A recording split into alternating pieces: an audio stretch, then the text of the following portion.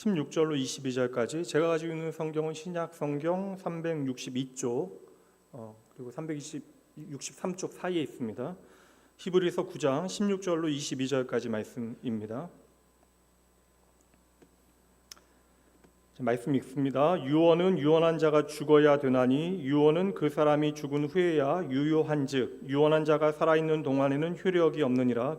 이러므로 첫 언약도 피 없이 세운 것이 아니니 모세가 율법대로 모든 계명을 온 백성에게 말한 후에 송아지와 염소의 피 및 물과 붉은 양털과 우슬초를 취하여 그 두루마리와 온 백성에게 뿌리며 이르되 이는 하나님이 너희에게 명하신 언약의 피라 하고 또한 이와 같이 피를 장막과 섬기는 일에 쓰는 모든 그릇에 뿌렸느니라.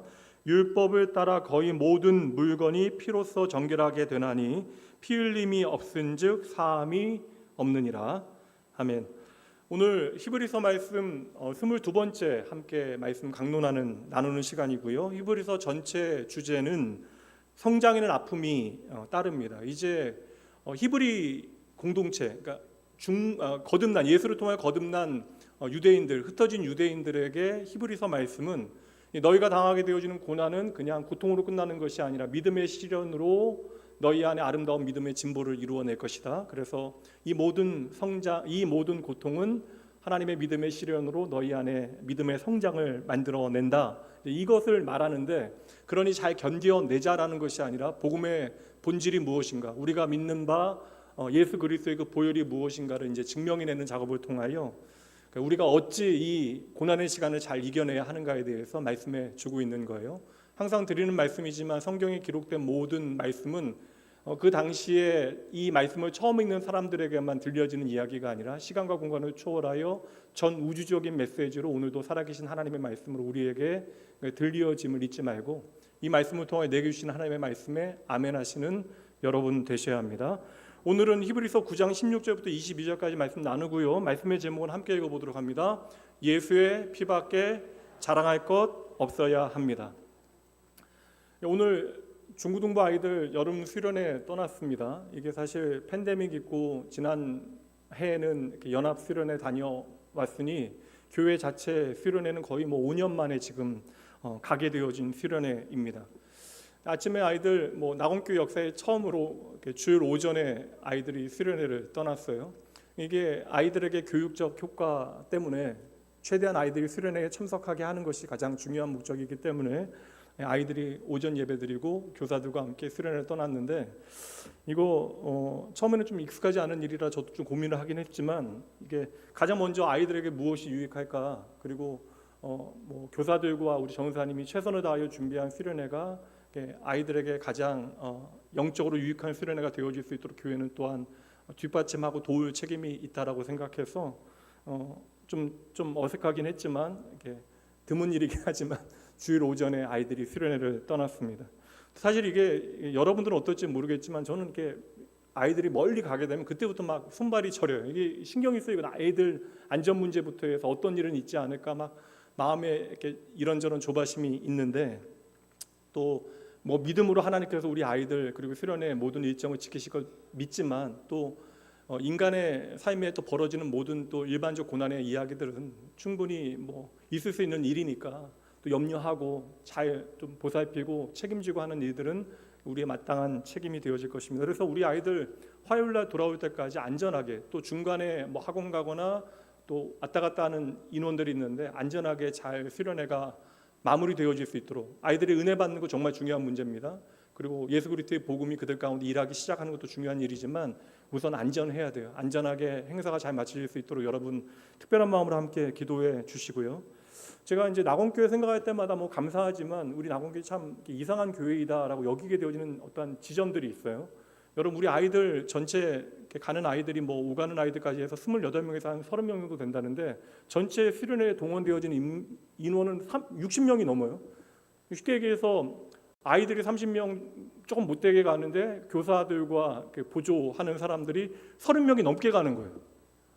그래서 어디 호텔로 가나 봤더니 교회예요. 시골 교회.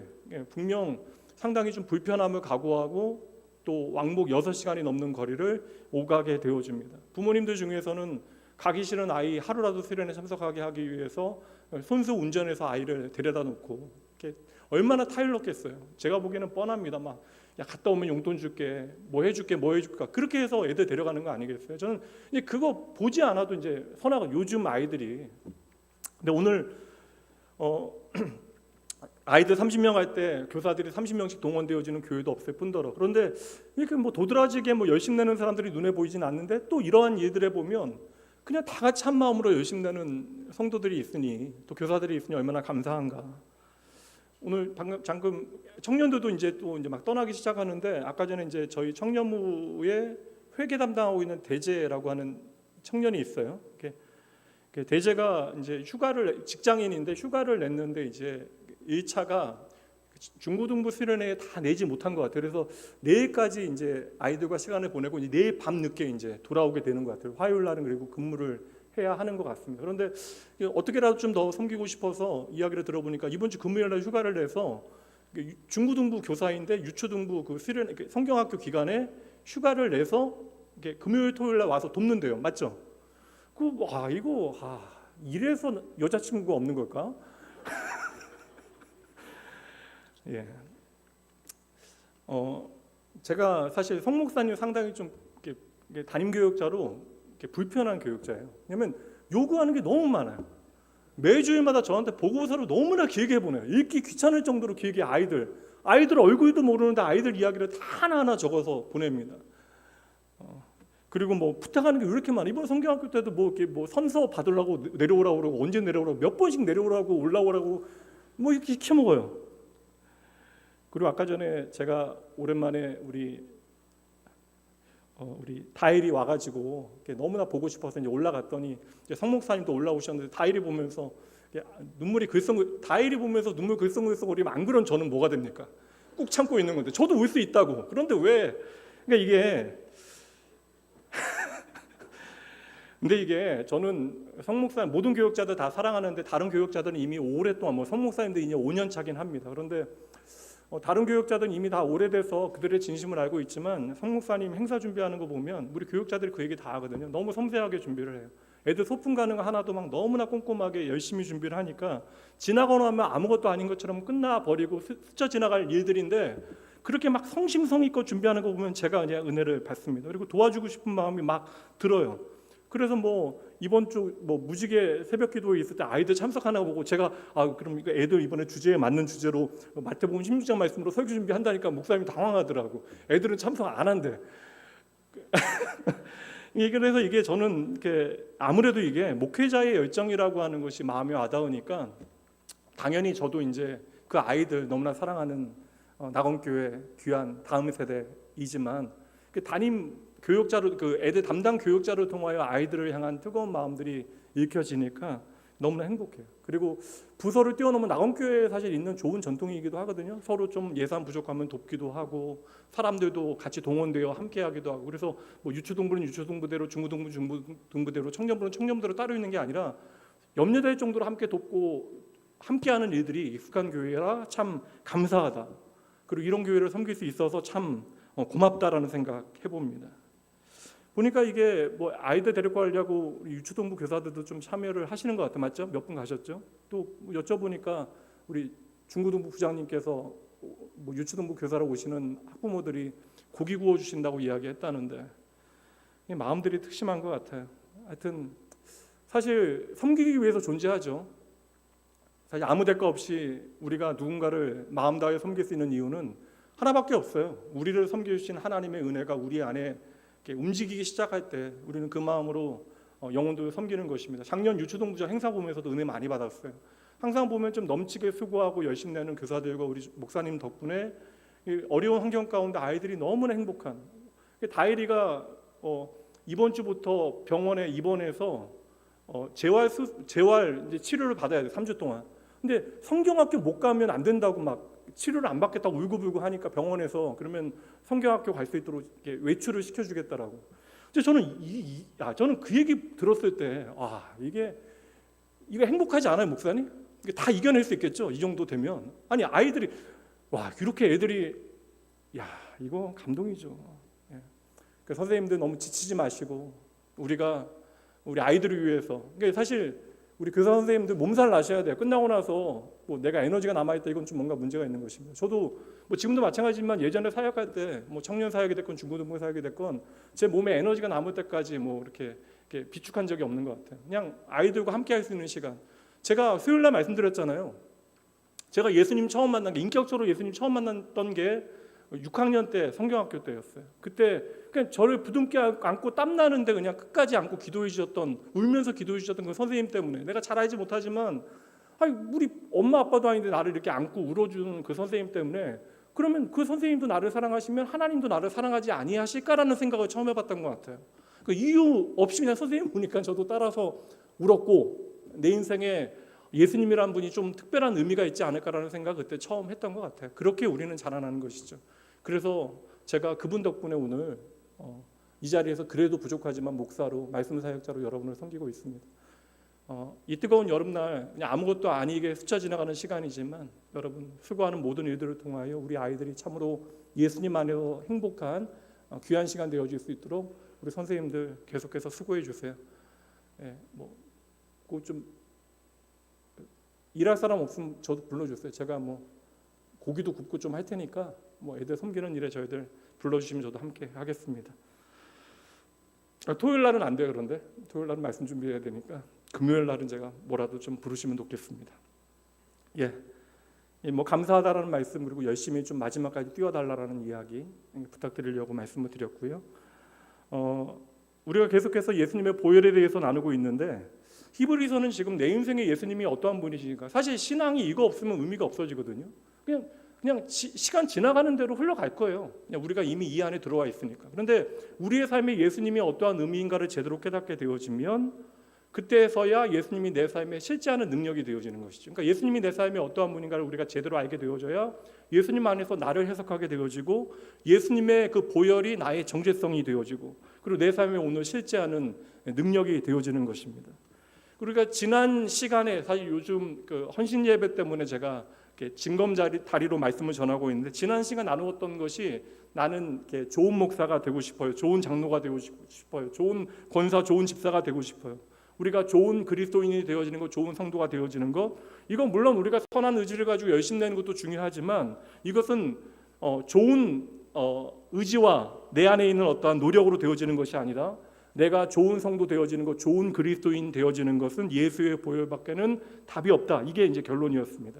그래서 예수 그리스도의 보혈이 내 영혼의 혈관을 흐르게 되어질 때, 그 피가 나를 보다 나은, 그러니까 예수 그리스도를 닮아가는 하나님의 사람으로 만드는 능력이 되어지는 것이죠.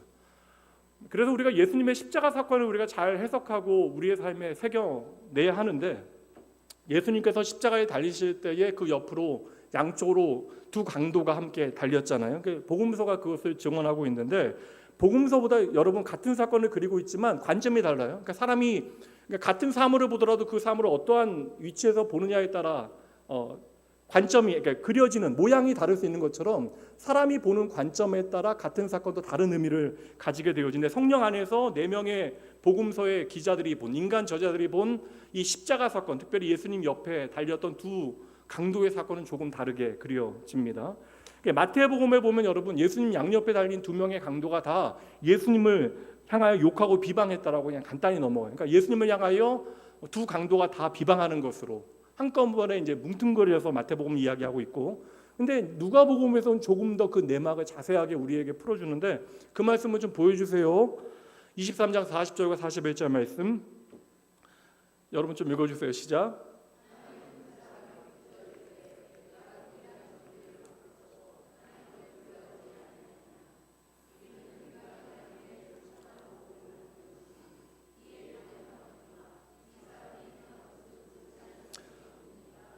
아멘. 예수님 한편에 달려있던 강도가 예수님을 향하여 저주하고 욕하고 조롱하자, 다른 한편에 있는, 그러니까 한편의 강도가 비방하자, 다른 한 사람은 그 비방하는 사람을 이제 꾸짖는 내용이 방금 읽었던 40절과 41절 말씀입니다. 그리고 나서 이제 예수님을 향하여 이제 강도를, 다른 한편에 달려있는 그 한 강도를, 행악자를 향하여 이제 꾸짖은 다음에 예수님을 향하여 한 부탁이 있는데, 이 부탁이 바로 그의 신앙 고백이 되어져요. 42절 말씀, 이르되 예수여 당신의 나라에 임하실 때 나를 기억하소서 하니. 그러니까 예수님이 누구이신가에 대해서 이 강도는 정확하게 알고 있는 거예요. 이 누가복음에 등장하는 이 강도는. 그러자 예수님께서 그에게 대답하신 말씀이 유명한 말씀이죠. 이게 여러분 우리 교회 이름이에요. 낙원교회 이름 여러분 촌스러운 이름이 아닙니다. 이게 엄청난 이름이에요. 43절 말씀 함께 읽습니다. 예수께서 이르시되 내가 진실로 내게 이르노니 오늘 내가 나와 함께 낙원에 있으리라 하시니라. 이거 예수님께서 십자가에서 하신 마지막 말씀이거든. 거의 세상을 향하여. 그러니까 누가복음 말씀에서는 이것이 예수님의 마지막 장면입니다. 이 말씀하시고 하늘을 향하여 아버지 내 영혼을 아버지 손에 부탁합니다 라고 말씀하시고 숨을 거두십니다. 이게 죽게 되시는 거예요. 그러니까 네가 나와 함께 낙원에 있을 것이다 라는 말씀이 십자가상에서의 마지막 말씀이라는 것이죠. 그래서 이 마태복음과 누가복음이 이 사건을 조금 다르게 그리고 있는데, 누가복음에서는 구원 얻을 수 있는 능력이 오직 누구에게만 있다라는 거예요? 우리 주 예수 그리스도께만 있다. 그래서 예수를 믿는 믿음 안에서는 누구든지 구원받을 수 있다. 이게 누가복음의 메시지라면, 마태복음이 강조하는 것은 예수님께서 왕으로 오셨건만, 이 세상에 왕으로 오셨건만 홀로 십자가를 지시고 철저하게 버림받으셨다. 그러니까 왕이시지만 버림받은 왕이셨다. 그러니까 예수님께서는 제자들뿐만 아니라 모든 사람들에게 버림받으셨고, 심지어 십자가 위에서 같이 죽어가던 강도들에게도 버림받으셨다. 이것을 보여주는 것이 이제 중요한 목적이 되어지는 것이죠. 그래서 마태복음 예수님이 홀로 지신 십자가에 대해서 강조하고 있다면, 누가복음 죽어가는 강도조차도 하나님의 구원의 대상이 되어질 수 있다. 다시 말하면 예수의 복음 앞에서 소외되어지는 인생은 아무도 없다라는 것을 말씀하고 있는 것입니다. 그래서 예수님의 십자가는 저와 여러분을 정의하는 거예요. 예수님의 십자가는 우리가 어떠한 상태에 놓여있는 존재인가를 아주 극명하게 보여줍니다. 그 십자가는 우리로 하여금 내가 얼마나 심각한 죄인인가, 그러니까 우리의 죄의 무게를 보게 만들고, 그 십자가는 죄의 무게와 함께 복음의 소망을 우리에게 선명하게 보게 만드는 것이에요. 그래서 예수님의 십자가 사건은 구약 말씀에도 이제 예언의 말씀으로, 계시의 말씀으로 주어지는데, 이사야 선지자를 통하여 이렇게 계시되어집니다. 그러니까 이사야 53장이 고난받는 종에 대한 계시의 말씀인데, 그 말씀 다 나온 다음에 이제 이 고난받는 예수 그리스도에 대한 그 말씀의 마지막 끝 말씀이에요. 12절 말씀 함께 읽어봅니다. 그러므로 내가 그에게 존귀한 자와 함께 몫을 받게 하며 강한 자와 함께 탈취한 것을 나누게 하리니, 이는 그가 자기 영혼을 버려 사망에 이르게 하며 범죄자 중 하나로 헤아림을 받았음이니라. 그러나 그가 많은 사람의 죄를 담당하며 범죄자를 위하여 기도하였느니라. 이거 여러분 신약에 갖다 놔도 우리가 잘 모르면 야 이거 전혀 어색하지 않게 들어맞을 말씀이잖아. 심지어 오늘 히브리서에 갖다 놔도 이상하지 않을 말씀. 여기서 이사야 선지자가 예언하고 있는 예수님께서 메시아 되신 예수님이란 말씀은 안 나오죠. 메시아께서 범죄자 중 하나로 헤아림을 받으신다라는 것은 두 강도와 함께 십자가에 달리시는 것을 정확하게 의미하는 것은 아니지만, 적어도 우리가 그 현장을 충분히 그려 볼 수 있는 말씀이 되어집니다. 그 예수님은 기꺼이 죄인된 우리와 같이 되셨고 죄인들을 위하여 십자가에 달려 죽으셨다. 그래서 이사야 선지자가 고난받는 종에 대하여, 메시아에 대하여 우리에게 전하면서 외치고 있는 초점은 예수님의 그 죽음이 많은 사람들의 죄를 대속하는 대속의 죽음이었다. 이 진리를 이제 선언하고 있는 것이죠. 그렇다면 왜 왕 대신 메시아께서 대속의 죽음을 죽으셔야만 했는가? 이 답이 오늘 누가복음 아까 살폈던 한평강도의 고백 가운데 잘 나타나 있어. 다시 이제 누가복음 23장 41절 말씀. 우리는 우리가 행한 일에 마땅한 상당한 보응을 받는 것이니 이에 당연하거니와 이 사람이 행한 것은 옳지 않은 것이 없느니라 하고. 그러니까 우리들은 우리의 죄 때문에 죽는 것이 당연한 일이지만, 그러니까 우리가 우리의 죄의 결과로 죽는 것은 너무나 당연한 일이지만, 예수님께서 행하신 모든 일은 옳다, 진리이다. 그러나 그분께서 지금 십자가에 달려 계시다. 이 사실을 고백하고 있는 거예요. 지금까지 우리가 수도 없이 로마서 말씀 이 말씀 살폈는데, 사실 바울 사도의 고백은 우리의 인생이 어떠한가에 대한 설명입니다. 로마 3장 23절 함께 읽습니다. 모든 사람이 죄를 범하였으며 하나님의 영광에 이르지 못하더니. 그러니까 여러분, 하나님의 구원의 이야기, 회복의 이야기, 예수 그리스도의 십자가 그 대속의 스토리는 바로 여기서 출발하는 거예요. 내가 바로 죄인입니다라고 하는 고백을 통하여 우리는 예수 그리스도의 십자가를 나의 구원의 능력으로 붙들게 되어지는 것이죠. 그래서 기독교 복음의 출발은 나의 죄를 우리가 어떻게 바라보느냐, 여기서부터 출발이 되어지는 것입니다. 그러니 이 고백은 예수님 한편에 달려 있었던 그 강도나 바울 사도의 고백만이 아니에요. 결국은 우리 모두의 고백이 되어져야 되는데, 구약 성경에 보면 다윗도 이와 비슷한 고백을 하게 되어집니다. 시편 14편 말씀 보도록 할게요. 3절까지 말씀 보도록 합니다. 어리석은 자는 그의 마음에 이르기를 하나님이 없다 하는도다. 그들은 부패하고 그 행실이 가증하니 선을 행하는 자가 없도다. 하나님께서 하늘에서 인생을 굽어 살피사 지각이 있어 하나님을 찾는 자가 있는가 보려 하신즉 아무리 찾아보셔도 3절 다 치우쳐 함께 더러운 자가 되고, 함께 있습니다. 선을 행하는 자가 없나니 하나도 없다. 하나님의 선에 합당한 사람이 아무도 없다. 선하신 하나님께 합당한 인생이 이 땅에 하나도 없다. 이것이 바로 하나님을 떠난 죄의 결과가 되어지는 것이죠. 그래서 인류의 대표가 되어진 아담으로부터 모든 인류는 하나님 없는 자기 왕국을 건설하고자 하는 욕망으로 열심히 살아요. 그래서 창세기 말씀 우리가 잘 살피게 되어지면, 이제 여러분 새벽 예배 거의 한 7개월 정도 우리가 창세기 말씀 아침마다 묵상해 왔는데, 이제 거의 마무리를 향해 가고 있습니다. 이제 49장 말씀 끝나고 이제는 50장 말씀만 살피면 끝나게 되어지는데, 창세기 말씀 보면 하나님을 떠난 결과를 우리에게 보여줘요. 그러니까 하나님을 떠나면 그 즉시로 죄에 대한 심판이 우리에게 임해야 되는데, 하나님께서는 그 심판을 유예하시죠. 이미 근데 유예하시지만 우리는 죄 가운데 죽을 수밖에 없는, 멸망받을 수밖에 없는 존재입니다. 근데 재밌는 건 뭐냐면, 하나님을 떠난 가인이나 모든 하나님을 떠난 인류의 역사 가운데 하나님을 떠난 그 결과는요, 세상에 어떠한 자기 왕국을 만들어내는 것으로, 그러니까 문화를 만들어내고 그들의 이름을 떨치는 것으로 증명되어져요. 그러니까 하나님을 경외하는, 예비하는 사람들이 조용히 그 역사의 저변을 흘러가고 있고, 눈에 보이는 것은 세상의 문화와 힘을 가진 사람들의, 하나님 없는 사람들의 역사의 이야기가 창세기 말씀부터 등장하고 있습니다. 그러니까 가인이 망하지 않았다는 거예요. 가인 부자 된다고요. 그리고 가인의 후손들이 다 세상의 문명을 이끄는 대단한 사람들이 되어집니다. 그러니까 하나님 없이 자기 왕국을 만들어내려고 하는 그들의 욕망에 어느 정도 근접한, 그러니까 쉽게 얘기하면 세상 기준에서 멋진 삶을 살아가게 되어져요. 근데 그 욕망이 만들어낸 모든 것들은 사탄의 소리에 귀를 기울이게 되어지고 하나님의 말씀을 거부하게 되어진 결과이기 때문에, 인간이 하는 모든 일들은 아무리 눈에 보기에 선하고 좋게 보여진다 한들 그들이 만드는 최선은 바벨탑밖에 되어질 수 없다. 그러니까 인간이 하나님 없이 만들 수 있는 최고의 것은 바벨탑이에요. 그러니까 우리가 만드는 모든 것은 오늘도 하나님 없으면 바벨탑이 되어질 뿐입니다. 우리가 여러분 구체적으로 어떠한 죄를 범하였기 때문에 죄인이 아닙니다. 이렇게 되면 여러분 비교해야죠. 저 사람이 나보다 더 나은가 아닌가를 우리는 끊임없이 비교해야 되지만, 우리가 우리의 삶에서 어떠한 죄를 범하였는가 범하지 않았는가, 그것이 우리의 죄의 문제가 되어지는 것이 아니라, 성경은요, 우리가 태어나면서부터 바로 죄인이라는 거예요. 다시 말하면 하나님께로부터 우리의 생명이 끊어졌다라는 것입니다. 이것이 얼마나 기능적으로 우리가 훌륭한가, 앞으로도 얼마나 뛰어난 것들을 우리가 만들어낼 수 있는가, 이건 아무 상관없다. 여러분 최고급 사양의 스마트폰이라 할지라도 여러분 인터넷망이 끊기게 되어지면 아무 소용이 없는 거예요. 우리가 아무리 우리의 기능을 좋게 만든다 할지라도 하나님으로부터 끊어지면 우리에게는 생명이 없는 것입니다. 아무 소용없는 거예요. 성경은 그것을 말하고 있어요. 그래서 로마서 3장 23절 말씀에서 우리는 다 죄인이에요. 모든 사람이 죄를 범하였음에 더 이상 하나님의 영광에 동참하지 못하는 존재가 되어진 것이죠.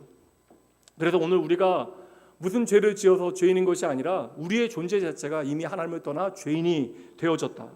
그러니까 우리가 본질상 죄인이기 때문에 우리는 날마다 죄를 더하였기 때문에 더한 죄인이 되어지는 것이 아니라, 그래서 우리가 지난주 좀 죄를 많이 지어서 오늘은 좀 하나님 앞에 울면서 회개해야 되는 것이 아니라, 지난주는 조금 잘 살아서 우리가 하나님 앞에 그래도 회개 안 해도 되는 것, 지난 6개월 동안 우리가 잘 살아서 우리가 감사함으로 성찬에 참여할 수 있는 것, 반대로 우리가 지난 6개월 동안 잘못 살아서 성찬에 참여할 수 없는 것, 그런 것이 아니라고요.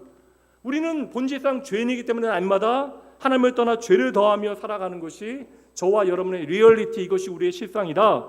그래서 성경은 아예 모든 인생은 다 죄인이다 선언하고 있는 것이죠. 이미 이렇게 죽음이 결정난, 영원한 멸망이 결정난 죄인이 이제 영원하신 하나님을 만난다라고 하는 것은 불가능한 일이에요. 근데 이게 참 재미있는 게 뭐냐면, 성경의 말씀을 보면, 성경이 왜 길게 기록되어져야 하냐면, 인간의 죄에 대한 심판의 자리에서도 하나님께서는 인간을 기꺼이 당신의 편으로 만들겠다라고 하는 언약, 약속을 주셨다라는 거예요. 그리고 하나님께서는 오늘 오전에도 말씀드렸지만 기도원을 부르신 것뿐만 아니라 역사 가운데 길이 오래 참으시며 하나님의 그 약속을 차근차근 이루어내셨던 것이죠. 그래서 이제 하나님을 처음 떠났던 그 현장, 그리고 그 죄에 대하여 하나님께서 심판하시는 그 자리로 한번 가보도록 할게요. 이미 이 안에는 하나님의 은혜의 복음이 담겨져 있습니다. 창세기 3장 15절 말씀 함께 읽어볼게요. 가장 결정적인 은혜의 증언이에요. 하나님의 선포입니다. 내가 너로 여자와 원수가 되게 하고 내 후손도 여자의 원수와 후손과 원수가 되게 하리니 여자의 후손은 내 머리를 상하게 할 것이요 너는 그의 발꿈치를 상하게 할 것이니라 하시고, 그러니까 죄의 사슬에 매인 인간들을 그 죄의 종로를 타면서 살아가도록, 그렇게 멸망하도록, 영원한 죽음을 맞이하도록 버려두지 아니하시고 우리를 그 죄의 사슬로부터 끊어내시겠다. 우리가 끊어낼 수 없으니까 하나님께서 친히 그 죄의 사슬, 그 죄의 운명으로부터, 멸망의 운명으로부터 우리를 건져내시겠다라고 선언하시는 장면이에요. 여러분, 죄의 종로릇은 다른 것이 아닙니다. 생명 대신 하나님으로부터 단절되어진 것이 여러분 죄의 종로릇 하는 거예요. 우리의 삶에 내가 적극적으로 하나님을 거부하는 것이 바로 죄의 종로릇 하는 것입니다. 이렇게 우리가 하나님으로부터 끊어진 것, 그래서 오늘도 하나님을 싫어하고 하나님을 미워하고 하나님을 피하는 것, 이 모든 것이 바로 죄의 결과라는 거예요. 근데 하나님께서 뱀이지만 그 뱀은 사탄이죠. 죄의 종이 되게 만든 그 사탄의 머리를 여자의 후손이 상하게 함으로 죄의 종이었던 여자의 후손들이 다시 하나님의 생명 안으로 들어오게 하시겠다.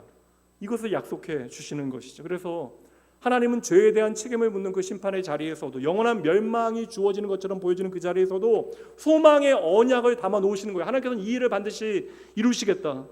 저는 이것이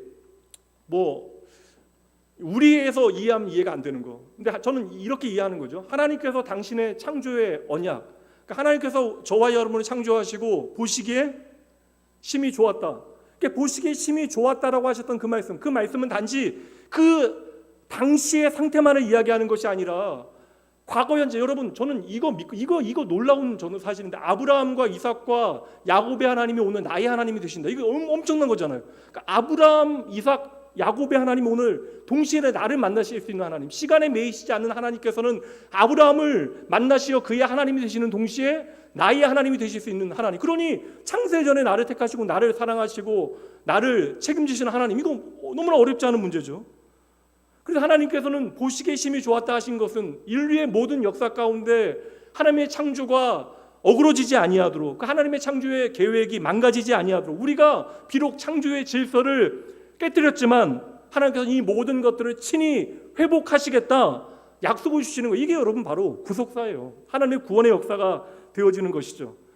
정리해 봅니다. 이 그림이 큰 그림인데, 그래서 성경이 하나님의 언약을, 성경 전체가 다 하나님의 언약, 하나님의 약속인데, 하나님의 언약은 죄인이 다시 하나님의 생명 안으로 들어가는 유일한 길이 되어진다. 그러니까 우리가 하나님의 생명 안으로 들어갈 수 있는 길, 그래야 하나님의 영광을 나의 것으로 누릴 수 있는 방법은 무엇 밖에는 답이 없는 거예요? 하나님의 언약 밖에는 답이 없는, 물론 예수님, 하나님의 언약이 보여지는 건 예수님이니까 너무나 빨리 가셨고, 물론 예수님 얘기하면 열의 아홉 맞아. 근데 지금은 하나님의 언약 얘기하는 거니까, 하나님의 언약은 죄인된 우리가 다시 하나님의 그 생명 안으로 들어가는 유일한, 하나님의 안식 안으로 들어가는 유일한 길이 되어지는 것입니다. 그래서 이 약속이 너무나 중요한 거예요. 성경 전체는 이 하나님의 약속을 우리에게 보여주고 있는 것이죠. 근데 이 창세기 3장 말씀에 보면 이 언약이 성취되는 때가 있어요. 언제요? 여자의 후손이 뱀의 머리를 밟을 때, 뱀의 머리를 박살낼 때. 근데 여러분, 창세기 말씀 다음에 이제 성경 두 번째 성경이 뭐죠? 어려워. 너무 질문이 어려워요. 창세기 다음에 두 번째 성경이 출애굽기죠. 출애굽기는 뭐예요? 출애굽기는 본격적인 하나님의 언약 성취 프로젝트예요. 그러니까 하나님의 창조가 회복되어질 수 있도록 하나님께서 그 구원의 역사를 가동하시는, 역사 가운데 본격적으로 하나님의 민족을 택하시고 만들어 가시는 하나님의 어떤 회복 프로젝트가 이 출애굽기 내용의 핵심적인 부분입니다. 그래서 하나님께서는 이스라엘을 가장 먼저 신의 산으로 부르시잖아요. 그들에게 법을 주시고 너희가 바로 나의 언약 백성이다 라고 말씀하시면서 그들에게 주신 중요한 말씀이 있습니다. 출애굽기 19장 5절과 6절 말씀, 세계가 다 내게 속하였나니 너희가 내 말을 잘 듣고 내 언약을 지키면 너희는 모든 민족 중에서 내 소유가 되겠고 너희가 내게 대하여 제사장 나라가 되며 거룩한 백성이 되리라. 너는 이 말을 이스라엘 자손에게 전할지니라. 그러니까 지금 유대인들이 이 말씀을 오해한 거예요. 우리가 하나님의 말씀을 다 지킬 수 있다. 우리는 하나님의 말씀을 지킬 수 있는 특별한 사람들이다. 그렇게 생각하니까 우리가 선택받은 특별한 사람들이라고 오해하는 거예요. 이 말씀의 핵심은 그게 아닙니다. 하나님의 언약을 다 지키면 우리가 하나님의 소유가 되어지고 하나님의 거룩한 백성이 되어질 수 있는데 문제는 뭐예요? 구약의 모든 역사가 우리에게 무엇을 보여줘요? 하나님의 언약을 우리가 지킬 수 없다는 거예요. 하나님의 법을 주시고 하나님의 땅을 주시고 백성을 주시고 나라가 만들어질 수 있는 하나님의 나라가 만들어질 수 있는 모든 준비를 다 갖춰 주셔도 우리는 약속의 땅에서 하나님을 거역하고 하나님 없이 살아가는 존재들이다. 그 약속의 땅에 들어간 이스라엘 백성들이 광야 때보다 더 많이 한 게 뭐예요, 여러분? 성경 기록이 뭐예요? 광야에서는 그렇게까지 안 했는데 약속의 땅에 들어가서 계속 한 게 뭐예요? 우상숭배잖아요, 우상숭배. 약속의 땅에서 도리어 그들은 하나님의 말씀을 멸시하고 하나님 대신 다른 세상의 우상들을 섬기게 되어집니다. 그래서 여러분, 이 하나님의 언약을 지키면 너희가 제사장 나라 되고 거룩한 백성이 되어진다. 이것은 이스라엘 백성들이 지킬 수 있다라고 하시는 말씀이 아니에요. 그냥 구약 성경의 그들의 실패의 이야기를 사사기 오늘 아침에 좀 기도원 말씀 나눴는데 사사기 너무 답답해요. 이렇게까지 하나님 은혜 있고 살아갈 수 있는. 근데 이게 나를 향한 말씀으로 읽혀지면 우리가 왜 이렇게 더디 잘하는가 답이 되어지죠.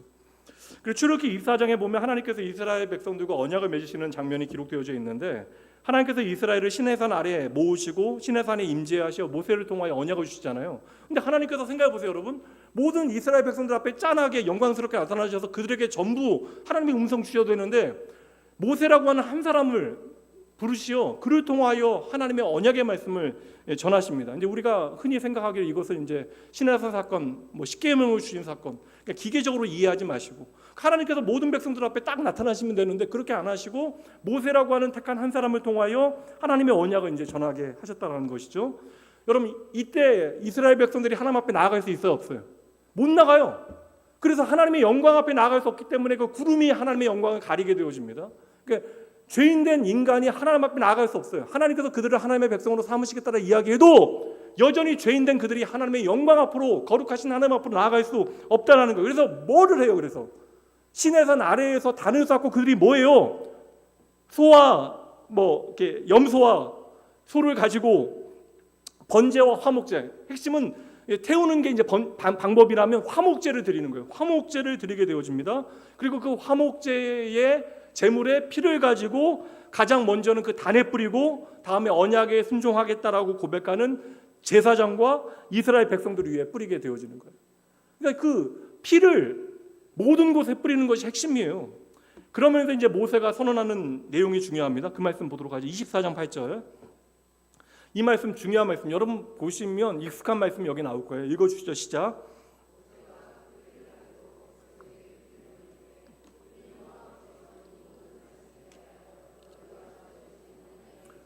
이거 오해하면 피를 뿌리는 행위에 우리는 집중하게 되어지는데 여러분 이거 좀 엽기적이잖아요. 피를 뿌린다, 동물의 피를 뿌리는 행위를 보면 그 엽기적인 행각처럼 보여지잖아요. 그러니까 여러분 내 아들을 하나님 앞에 죽여서 인신제사를 드린다라고 하는 그 행위만 생각하면 이거는 말도 안 되는 엽기적인 광신도의 행위가 되어지잖아요. 근데 그 사건 안에 담겨져 있는 중요한 하나님의 마음이 무엇인가를 놓치게 되어지면 그 행위 자체는 도무지 받아들여질 수 없는 일입니다. 오늘도 이게 짐승의 피를 사람들에게 뿌리는 것이 핵심이 아니라 왜 피를 뿌려야만 하는가? 이 피의 의미가 무엇인가? 그것을 설명하기 위하여 이 피는 무엇이라고요? 너희와 세우는 언약의 피다. 그 언약의 증표가 되어진다. 왜 하나님께서는 제물을 잡아서 번제와 화목제를 드리게 하고 언약의 피, 그러니까 짐승의 피를 모든 곳에 뿌리게 하실까? 하나님과 다시 화목되어지기 위하여 화목 제사를 드리게 되어지는데 여러분 언약이 성취되어져야 우리가 하나님과 다시 화목하게 되어지는데 이를 위해서는 피 흘림이 필요하다는 거예요. 반드시 여러분 누군가 나를 위하여 나의 죄를 위하여 죽어야 한다라는 거예요. 그러니까 피 흘림이 있어야 우리는 다시 하나님과 화목되어질 수 있다. 우리가 다 죄인이기 때문에 우리는 하나님 앞에 나아갈 수 있는 자격이 없어요. 근데 죄인된 우리가 하나님의 생명 안에 거할 수 있다는 것, 포함된다는 것은 하나님의 성품에 부합하지 않잖아요. 거룩하신 하나님께서 그냥 죄 없다라고 한들 우리의 거룩하지 못함이 어떻게 하나님 앞에 용납되어질 수 있겠습니까? 그래서 이스라엘 백성들은 제한적이지만 피 흘림과 피 뿌림을 통하여 언약 백성으로 하나님 앞에 잠시 용납되어졌던 거예요. 그러니까 이스라엘 백성들을 보고 용납하신 것이 아니라 그들에게 뿌려진 뭘 보고요? 피를 보고 그들을 용납하신 거예요. 성경은 이후의 상황에 대해서 정확하게 진술하는데 이렇게 피를 다 뿌린 다음에 모세와 아론과 나답과 아비후와 이스라엘 장로 70명이 시내산에 올라가 하나님 앞에 가까이 나가요. 피를 다 뿌리고 하나님 앞에 나아갑니다. 못 나갔는데 피를 뿌리고 나니까 하나님 앞에 나아갈 수 있도록 허락을 받아요. 용납받아요. 그 말씀 현장으로 한번 가볼게요. 출애굽기 24장 11절. 이거 중요한 말씀입니다. 구약에 하나님 앞에 나아갈 수 있는 사람이 아무도 없는데 하나님 앞에 나아가는 이야기가 여기 말씀에 있어요. 하나님이 이스라엘 자손들의 존귀한 자들에게 손을 대지 아니하셨고 그들은 뭐라고요? 하나님을 뵙고 먹고 마셨더라. 그러니까 하나님 앞에서 하나님을 뵙고 먹고 마셨더라. 그러니까 하나님 앞에서 먹고 마셨다라고 하는 것은 하나님께서 그들을 언약 백성으로 당신의 식탁으로 초청하셨다는 거예요. 예, 다시 말하면 하나님의 생명 안에 거할 수 있도록 그들이 자격을 이제 부여받게 되어졌다. 이게 무엇으로 가능한 거예요? 이 70명의 대표들은 존귀한 자라고 이야기했는데 그들이 다른 사람들보다 선하고 착하게 살아서 그들이 하나님 앞으로 나아갈 수 있게 되어진 거예요? 아니잖아요. 그들이 하나님 앞에 나아갈 수 있는 이유는 단 한 가지. 그리하여 하나님 앞에 나아가 하나님 뵙고 하나님 앞에서 먹고 마실 수 있는 유일한 이유는 그들 앞에 무엇이 있었어요? 희생 제물의 피 흘림. 그리고 그 피가 나에게 뿌려졌기 때문에, 나에게 적용되어졌기 때문에 하나님 앞에 나아갈 수 있게 되어진 것이죠. 그래서 여러분, 이것을 이미 이스라엘 백성들을 애굽에서 구원하시기 전에 깨닫게 하시려고, 그들은 다 알지 못했지만 10가지 재앙을 통하여 하나님께서 만방의 주인이시다, 그들의 구원자 하나님이시다, 애굽조차도 하나님의 주권에 있다는 사실을 보이시는 10가지 재앙, 마지막 재앙 때 하나님께서 어떠한 일을 행하십니까? 애굽에서 난 첫 번째 난 모든 것들, 쉽게 얘기하면 먼저 난 장자와 모든 처음 난 것들을 다 죽게 하셨는데, 그때 하나님께서 어떻게 하셨어요? 어린 양의 피를 문설주에 바른 는 것으로 죽음을 면하게 하신 것이죠. 그러니까 그들이 누구인가가 중요한 게 아니에요. 어린 양의 피를 문설주에 바르게 되어지면 그 피를 보고 그들을 심판하지 아니하시는 그러한 이벤트를 벌이신 것입니다. 그게 절기로 뭐예요, 여러분? 이 절기가 유월절이잖아요. 유월절. 이 구약에서 하나님께서 이스라엘에게 주신 언약의 구체적인 증거, 이것을 기념하는 절기가 바로 유월절. 근데 성경이 참 재미있어요. 성경을 읽다 보면 저는 사실 좀 이렇게 20대 불가지론에 좀 빠졌다가 성경 때문에 다시 하나님께로 돌아왔거든요. 이 성경에 40명 넘는 저자들이 전혀 다른 텔레커뮤니케이션이 되지 않는 각자의 상황 가운데 말씀을 기록했는데, 이게 고고학적인 증명 가운데 성경의 연대가 늘어나게 되어지면서 저는 더 그랬거든요. 이게 성경의 이 통일성이라는 게 어떻게 가능할까? 저는 이게 너무나 놀라운 것이거든요. 이게 어떻게 이 동일한 전혀 다른 사람들이 전혀 다른 시대와 전혀 다른 이야기를 하고 있는데 이것이 하나의 메시지를 우리에게 전하고 있다는 것이 얼마나 놀라운 일인가. 이게 구약의 유월절인데 신약에 와서 보니까 예수님께서 십자가에 죽으시기 전에 제자들과 함께 밥을 먹으시잖아요. 마지막 만찬을 가지셨는데 이게 뭐예요? 유월절 만찬이잖아요. 유월절 만찬. 유월절 언약을 주시면서 구약 성경에서 언약의 피에 대해서 말씀하셨는데, 이제 그 예수님께서 유월절 만찬을 제자들과 함께 나누실 때 하신 중요한 그 현장에 대한 말씀이 있습니다. 마태복음 26장 26절부터 말씀 보도록 할게요. 그들이 먹을 때 예수께서 떡을 가지사 축복하시고 떼어 제자들에게 주시면 이르시되 받아서 먹으라, 이것이 내 몸이니라 하시고, 또 잔을 가지사 감사기도 하시고 그들에게 주시면 이르시되 너희가 다 이것을 마시라. 28절, 이것은 죄 사함을 얻게 하려고 많은 사람을 위하여 흘리는 바, 함께 있습니다, 나의 피, 곧 언약의 피다. 그러니까 구약 성경 계속 이야기한 그 언약의 피, 그 언약의 피가 바로 누구의 피예요? 예수님의 피. 그러니까 예수님의 피가 우리에게 뿌려지면 우리는 하나님께로 나아갈 자격을 얻게 되어진다.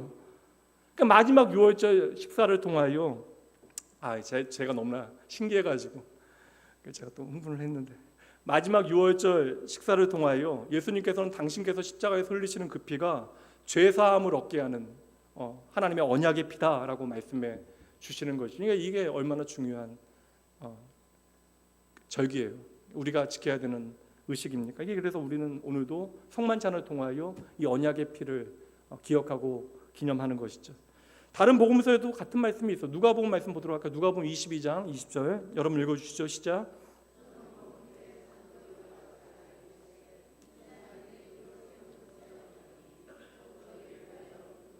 이 잔은 내 피로 세우는 새 언약이니 곧 너희를 위하여 붓는 것이다. 너희에게 붓는 것이다. 이거 얼마나 분명해져요.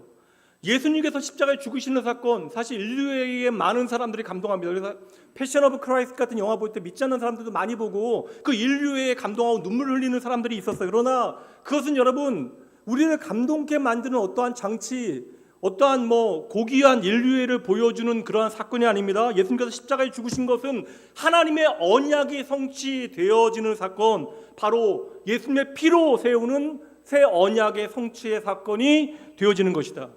이 말씀을 히브리서가 저와 여러분에게 전하기 원하는 거예요. 그래서 지금 히브리서는 처음부터 여러분 천사에 대한 이야기, 구약의 율법에 대한 이야기, 제사장으로부터 성막에 대한 수많은 이야기들을 지금 펼쳐 놓고 있는 거예요. 그 말씀이 오늘 본문의 말씀 바로 앞에 있는 15절 말씀입니다. 이로 말미암아 그는 새 언약의 중보자이시니, 이 모든 설명으로 말미암아 예수 그리스도는 새 언약의 중보자시니 이는 첫 언약 때에 범한 죄에서 속량하려고 죽으사 부르심을 입은 자로 하여금 영원한 기업의 약속을 얻게 하려 하심이라. 이 표현 자체가 기가 막힌 표현이에요. 왜 예수님께서 새 언약의 중보자가 되시고 새 언약의 중보자가 되시기 위하여 왜 예수님은 과연 십자가에 죽으셔야만 했는가?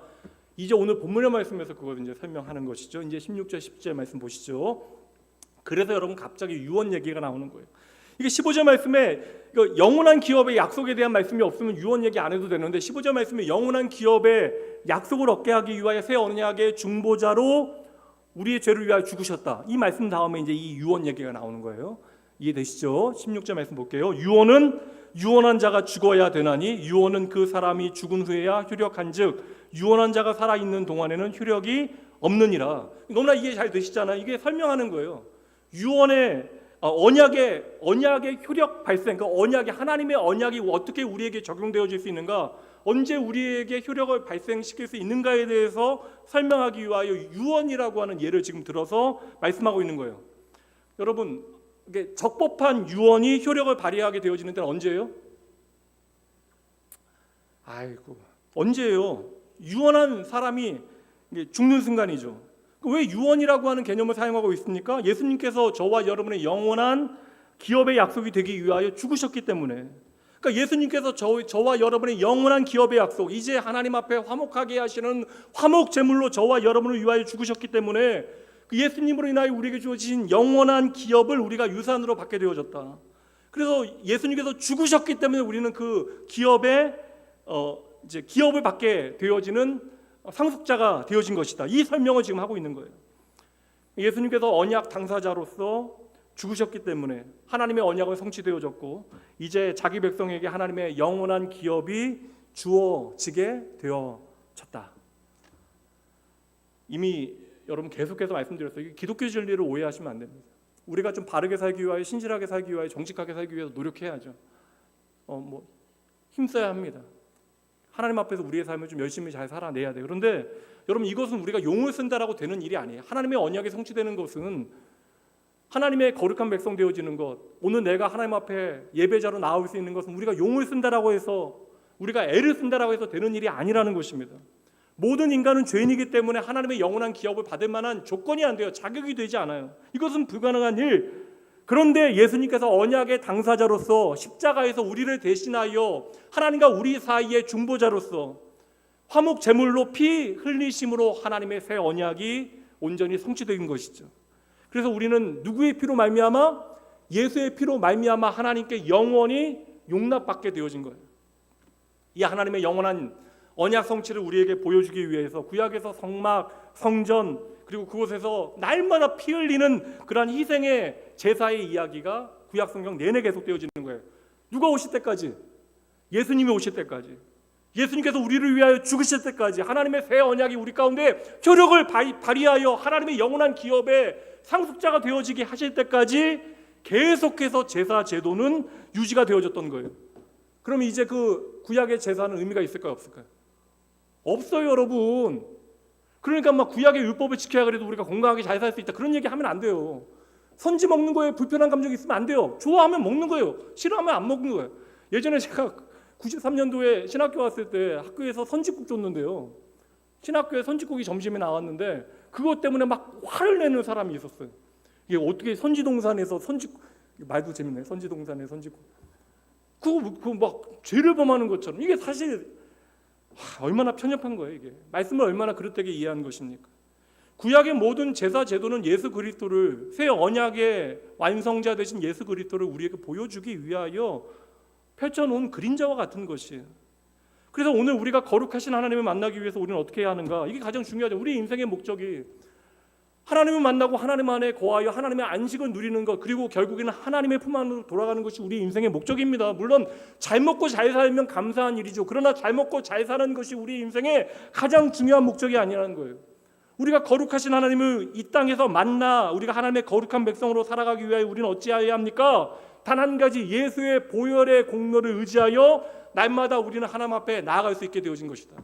그의 보혈을 공로로 삼아 우리는 날마다 하나님의 은혜의 보좌 앞에 나아가게 되어진 것이 우리에게 허락하신 하나님의 놀라운 은혜가 되어지는 것이죠. 본질은 똑같아요. 구약에서도 하나님 앞에 나아가기 위해서는 피를 뿌려야 돼요. 흠없는 어린 양의 피를 뿌려야 됩니다. 그래서 제사장 그 중보의 자리에 서게 되어지는 중재의 자리에 서게 되는 제사장에도 피를 뿌려야 돼요. 제사장도 깨끗해야 되니까. 그거 앞에서 설명했잖아요. 계속 7장 8장 설명했잖아요. 제사장에게도 피를 뿌려서 먼저 깨끗하게 되어야 되고 성결하게 여김을 받아야 되고, 그리고 오늘 하나님을 섬기는 모든 도구에도 먼저 피를 뿌려야 돼요. 그게 21절 말씀입니다. 또한 이와 같이 피를 장막과 섬기는 일에 쓰는 모든 그릇에 뿌렸느니라. 이렇게 구약에서 동물의 피를, 그 흠없는 어린 양의 피를 뿌리는 것을 통하여 잠시나마 하나님 앞에 이제 의롭다, 용납되어질 수 있었던 거예요. 그게 이제 히브리서 9장 14절 말씀에 보면 보세요. 구약에도 이렇게 이제 하나님 앞에 용납되어졌는데 하물며 영원하신 성령으로 말미암아 흠없는 자기를 하나님께 드린 그리스도의 피가 어찌 너희 양심을 죽은 행실에서 깨끗하게 하고 살아계신 하나님을 섬기게 하지 못하겠느냐. 그러니까 우리의 양심을 깨끗하게 하고 살아계신 하나님을 섬기게 하는 것이 무엇이라고요? 우리의 의지나 노력이 아니라 무엇이라고요? 예수 그리스도의 피밖에는 답이 없다.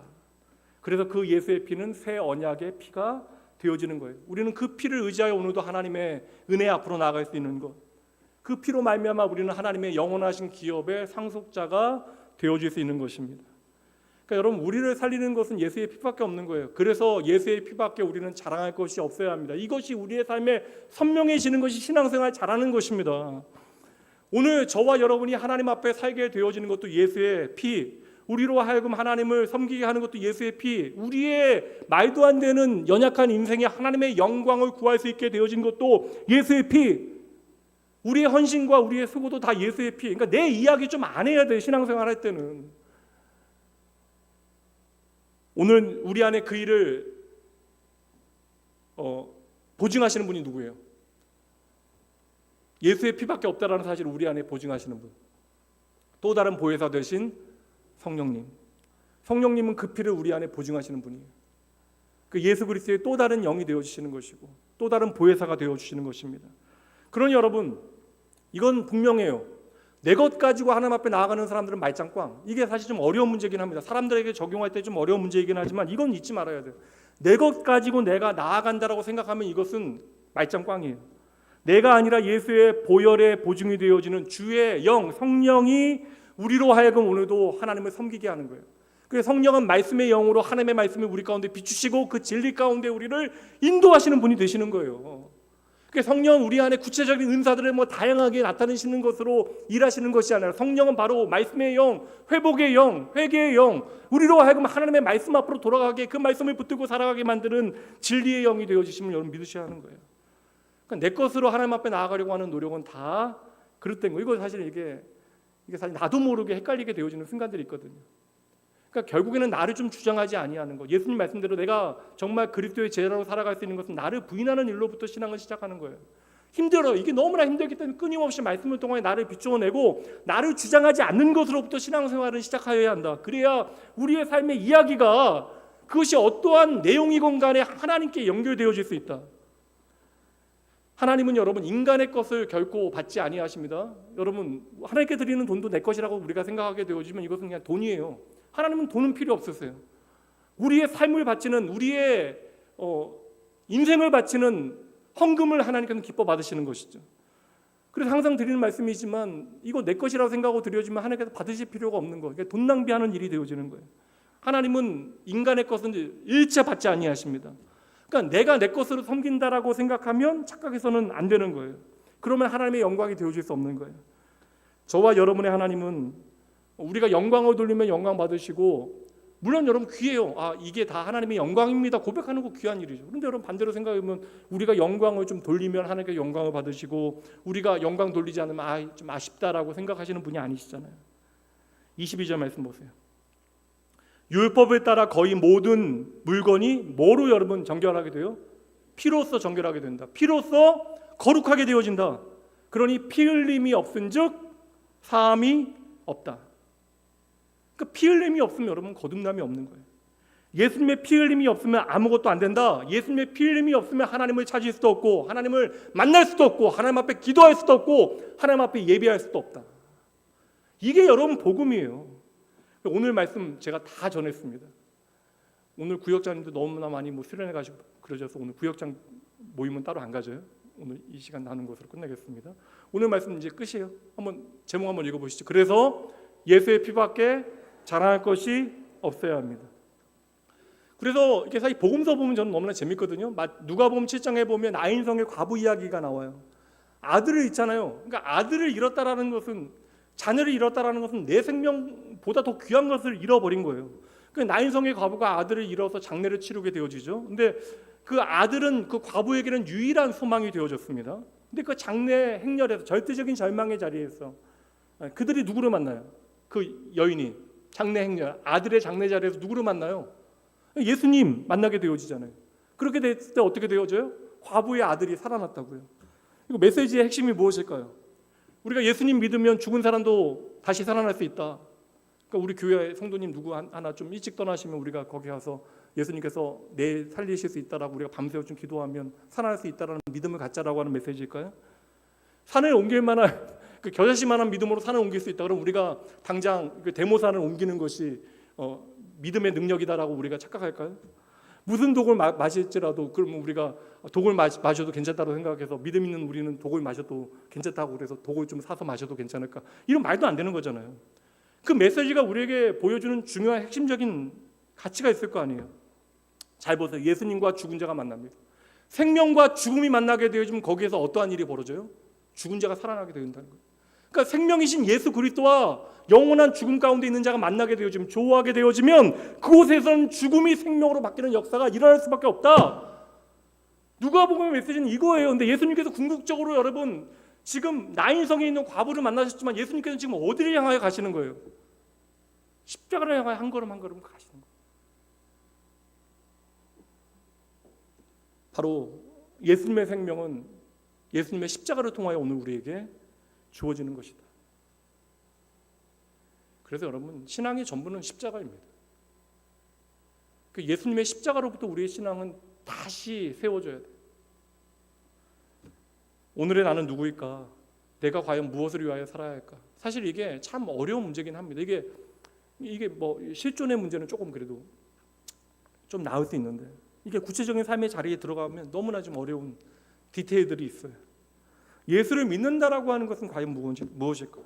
이제 내가 예수님 안에서 거듭나게 되어졌는데 내가 이제는 나의 인생을 어찌 살아가야 할 것일까? 제가 매주 여러분들과 말씀 나누니까 많은 말씀 더 이상 드리지 않고 이미 끝낸다라고 이야기했잖아요. 더 얘기하면 제가 거짓말하는 것이니까 오늘 로마서 말씀으로 오늘 설교를 닫도록 할게요. 로마서 3장 23절. 그러니까 모든 사람이 죄를 범하였다. 그래서 사망밖에는 답이 없다라는 말씀, 다음 말씀이 이 말씀입니다. 24절부터 26절까지 함께 읽고 오늘 말씀 마치도록 하죠. 함께 천천히 읽습니다. 그리스도 예수 안에 있는 속량으로 말미암아 하나님의 은혜로 값없이 의롭다 하심을 얻은 자 되었느니라. 이 예수를 하나님께서 그의 피로써 믿음으로 말미암는 화목 제물로 세우셨으니 이는 하나님께서 길이 참으시는 중에 전에 지은 죄를 간과하심으로 자기의 의로우심을 우리 가운데 나타내려 하심이니 곧 이때에 자기의 의로우심을 나타내사 자기도 의로우시며 또한 예수 믿는 자를 의롭다 하려 하심이라. 이 말씀의 메시지는 오늘 말씀 동일합니다. 나는 하나님 앞에 결코 자랑할 것이 아무것도 없습니다. 이게 우리의 말의 고백만 끝나는 게 아니라 우리의 삶의 고백, 관계의 고백, 공동체 안에서의 헌신의 고백으로 나타나야 하는 것이죠. 여러분, 어느 공동체든지 자기 주장하게 되어지면 답이 없어요. 그리고 낙원교회 300명 넘는 성도들이 함께 예배하며 신앙생활을 하고 있는데, 우리가 하나님의 안식을 함께 누리며 하나님의 평안을 우리의 것으로 고백할 수 있는 유일한 비결이 무엇이겠어요? 예수의 피밖에 없는 거예요. 죄인된 우리가 하나님 앞에 자랑할 수 있는 이유는 하나도 없습니다. 그러나 예수의 피로 말미암아 의롭다 받게 되어진 우리는 단 한 가지 자랑할 수 있는 거예요. 바로 나를 살게 한 예수의 피. 그거 여러분 자랑하고 증거하는 여러분이 되셔야 됩니다. 그러니까 내가 살았다라는 사실을 자랑하지 마시고, 내가 가진 것을 자랑하지 마시고, 나를 살게 하시는 분이 바로 예수 그리스도이심을 기억하고 그 주님의 십자가를 자랑하는 여러분, 지혜로운 여러분 되셔야 합니다. 마지막으로 여러분 따라해 보세요. 우리에겐 예수의 보혈밖에는 없습니다. 네, 오늘도 감사합니다. 기도하시죠. 하나님 아버지, 내 인생이 예수로 인하여 새로운 생명을 살게 하시니 감사합니다. 영원한 죽음과 멸망밖에는 답 없던 저희들의 인생에 생명의 빛이 되신 예수 그리스도를 허락하시어 오늘 저에게 베푸신 하나님의 은혜가 얼마나 큰지 저희들 말씀을 통하여 다시 한번 저희의 마음에 되새겨 봅니다. 아버지, 예수의 보혈을 통하여 모든 언약의 약속을 성취하시어 죄인인 저희가 주의 보혈만을 의지하여 오늘 거룩한 하나님 앞에 나아갈 수 있게 하신 그 은혜 저희들 평생 잊지 아니하겠습니다. 날마다 은혜의 보좌 앞에 나아갈 때에 아버지여, 나는 죽고 예수로 사는 인생 되어질 수 있도록 날마다 주의 놀라운 은혜와 사랑이 잊지 아니하고 감사하고 찬양하고 기도하고 예배하고 헌신하는 주의 자녀들 되어질 수 있도록 주여 함께하여 주시옵소서. 세상 사람들이 안전하다라고 믿는 그것들 붙들고 살아갈 때에 저희들은 이 시간 간절히 결단하고 고백하오니 내 삶에 예수님만을 나의 최고의 안전으로 믿고 고백하며 저희의 삶을 예수 그리스도 안에서 살아내는 믿음의 자녀들 되어질 수 있도록 주여 복내려 주시옵소서. 하나님, 예배 가운데 주님께 드려진 아버지의 소원의 예물, 주일헌금, 또한 11조, 또한 여러 마음의 아버지여 고백들이 있습니다. 하나님, 언제나 하나님께서 사랑하는 주의 자녀들의 아버지 주인 되어 주시어 내 삶을 책임져 주시는 분이 오직 하나님이라는 사실을 내가 깊이 깨닫고 날마다 한 걸음 한 걸음 주님 앞으로 더 가까이 나아가는 복된 주의 자녀들 되어질 수 있도록 주여 친히 함께하여 주시옵소서. 오늘로부터 시작되어진 여름 수련회, 그리고 금요일부터 시작되어질 유초등부 여름 성경학교를 통하여 내 인생의 유일한 소망 되신 분이 예수 그리스도이심을 저희들 최선을 다하여 사랑하는 아이들에게 전하게 하시고, 하나님 안전하게 모든 행사들이 잘 마쳐질 때까지 저희들 한 마음으로 기도하는 주의 백성들 되어질 수 있도록, 낙원교회 되어질 수 있도록 주여 은혜 내려 주시옵소서.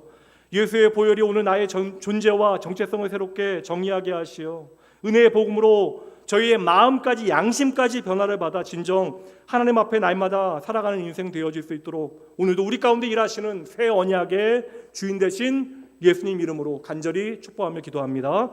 이제는 우리 주 예수 그리스도의 은혜와 하나님의 사랑하심 성령 하나님의 함께하심, 이 세상 그 어떤 것보다 주님이 내게 가장 좋은 선물이요 예수의 피가 내 삶에 허락하신 최고의 은혜임을 기억하고 헛된 내 자신 의지하거나 내가 가진 것 자랑하지 아니하고 예수의 십자가 복음 붙들고 그 복음의 가치를 내 삶으로 마음 다하여 살아내기를 소원하는 주님께서 택한 모든 자녀들을 위해 이들이 다시 은혜로 살아갈 일주일, 더불어 오늘부터 시작되어진 중고등부 여름 수련회, 또한 금요일부터 시작되어질 유초등부 여름 성경학교 그 모든 은혜의 잔치 위에, 그리고 주의 몸된 교회 새롭게 세워질 일꾼들을 위해 지금으로부터 영원까지 함께 있을지어다.